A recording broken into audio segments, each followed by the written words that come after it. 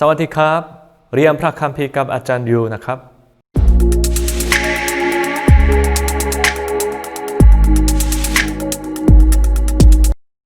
วันนี้เราจะเรียนกันดารวิถีด้วยกันนะครับชนชาติอิสราเอลได้ออกจากแผ่นดินอียิปต์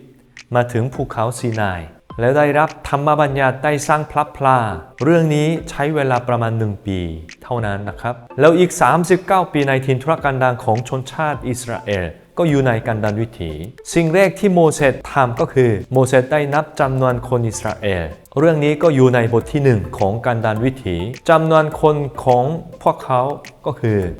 610,000 กว่าคนนะครับแล้วพวกเขาก็เดินทางในถิ่นทุรกันดารที่มีความยากลำบากความอันตรายของศัตรู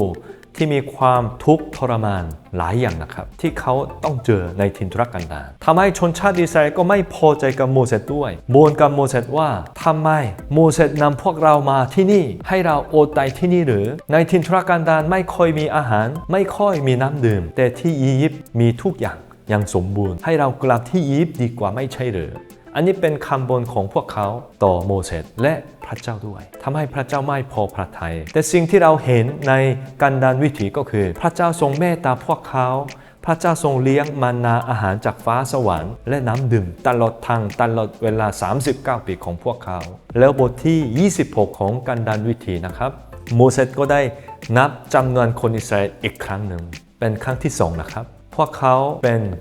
610,000 กว่าคนนะครับโมเสสนับจำนวนคนอิสราเอลในปีสุดท้ายในถิ่นทุรกันดารก็คือปีที่40ทำให้เรารู้ว่าพระเจ้าทรงเลี้ยงดูพวกเขาตลอดทางตลอดเวลา39 ปีเพราะว่าจำนวนคนที่โมเสสได้นับในครั้งที่1และในครั้งที่2ไม่ต่างกันเท่าไหร่แค่ 10,000 กว่าคนเท่านั้นปรากฏว่าพระเจ้าทรงเลี้ยงดูพวกเขาด้วยความรักด้วยความเมตตาด้วยความบริบูรณ์ของพระเจ้าให้ประชาชนอิสราเอลนะครับแล้วโมเสสก็ได้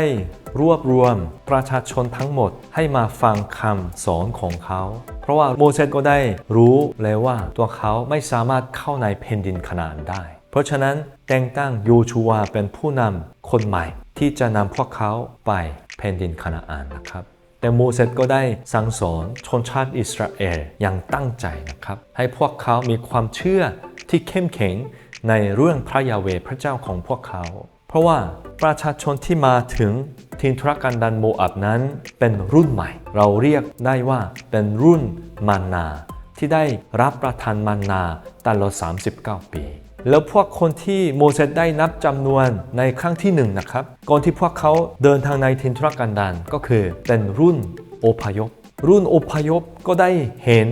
ฤทธานุภาพของพระเจ้าที่นำพวกเขาออกจากแผ่นดินอียิปต์อย่างไรแต่พวกเขาก็ส่วนใหญ่ตายในถิ่นทุรกันดารแล้วพวกคนที่ถึงถิ่นทุรกันดารโมอับก็เป็นรุ่นใหม่ที่ไม่เคยเห็นบรรพบุรุษของพวกเขาออกจากแผ่นดินอียิปต์อย่างไรเพราะฉะนั้นรุ่นอพยพกับรุ่นมานาก็เป็นคนที่ไม่เหมือนกันนะครับโมเสสก็ได้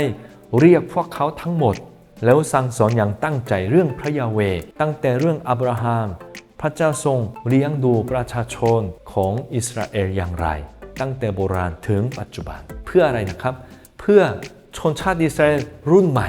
ได้มีความเข้มแข็งฝ่ายจิตวิญญาณก่อนที่เข้าในแผ่นดินคานาอันนะครับอันนี้เป็นเฉลยธรรมบัญญัติที่เป็นการเทศนาครั้งสุดท้ายของโมเสสในปีสุดท้ายในถิ่นทุรกันดารโมอับนะครับดังนั้นกันดารวิถีและเฉลยธรรมบัญญัติเป็นหนังสือคู่กันนะครับเฉลยธรรมบัญญัติการเทศนาของโมเสสก็อยู่ในหนังสือกันดารวิถีเพราะว่ากันดารวิถีเกี่ยวกับระยะเวลา39 ปีทั้งหมดในถิ่นทุรกันดารของอิสราเอลเฉลยธรรมบัญญัติเป็นการเทศนาในปีสุดท้ายในถิ่นทุรกันดารเพราะฉะนั้นเป็นช่วงเวลาเดียวกันนะครับก็คือกันดารวิถีและเฉลยธรรมบัญญัตินะครับเราเรียนตั้งแต่ปฐมกาลอพยพเลวีนิตีและกันดารวิถีเฉลยธรรมบัญญัติ5 เล่มนี้เป็น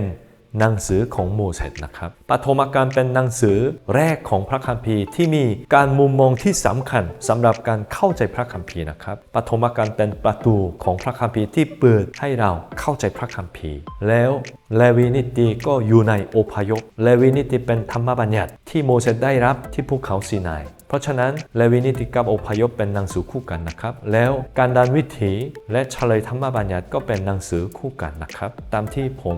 อธิบายให้แล้วนะครับแล้วโยชูวาเป็นผู้นำคนใหม่ที่นำชนชาติอิสราเอลเข้าไปยึดแผ่นดินคานาอันเพราะฉะนั้นเราจะเรียนโยชูวาตั้งแต่คราวหน้ารวมถึงยุคผู้วินิจฉัยเป็นยังไงนะครับโยชูวาเป็นผู้ที่ทำสงครามกับชาวคานาอันอย่างมากนะครับเพราะว่าต้องยึดแผ่นดินคานาอันเราจะศึกษาโยชูวาในคราวหน้าสำหรับวันนี้ขอพระเจ้าอวยพรทุกท่านนะครับแล้วพบกันคราวหน้าขอบคุณมากนะครับสวัสดีครับ